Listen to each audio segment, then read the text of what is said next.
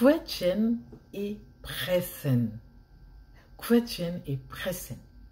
Existe-t-il une disparité entre quetchen et pressen? Restez connectés afin de découvrir la réponse à la problématique posée par un abonné. Bonjour mes amis, j'espère que vous allez bien. Bienvenue chez Bibi Deutsch. Alors, et oui, il y a bien une divergence entre quetchen et pressen. Ces deux verbes sont deux mots allemands qui se traduisent tous les deux en français par presser.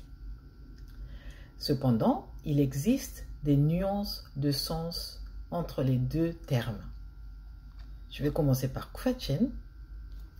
Quetchen se réfère généralement à l'action de presser quelque chose en exerçant une pression forte et concentrée, souvent avec les doigts ou les mains d'ailleurs.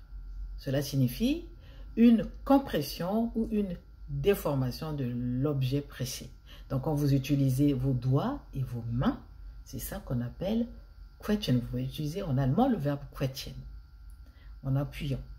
Par exemple, vous pourriez utiliser le mot quetchen pour décrire le fait de presser une orange pour en extraire le jus en utilisant vos mains. Donc, vous voyez bien que là, on utilise ses propres mains, on utilise ses doigts. Cependant, pressen se réfère à une action de pression plus générale, souvent réalisée avec une machine ou un dispositif mécanique. Donc, vous voyez la différence? Quetchen avec les mains, pressen avec un dispositif mécanique ou avec un outil ou une machine.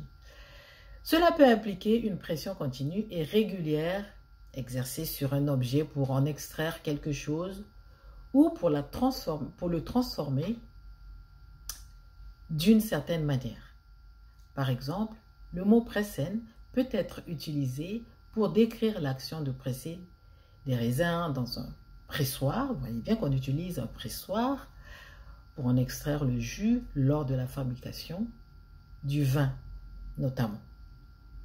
Alors, en résumé, quetchen met davantage l'accent sur une pression manuelle forte et localisée, tandis que pressen est plus large et peut impliquer une pression continue ou mécanique exercée sur un objet. Donc, vous voyez que là, avec quetchen, on va utiliser ses mains.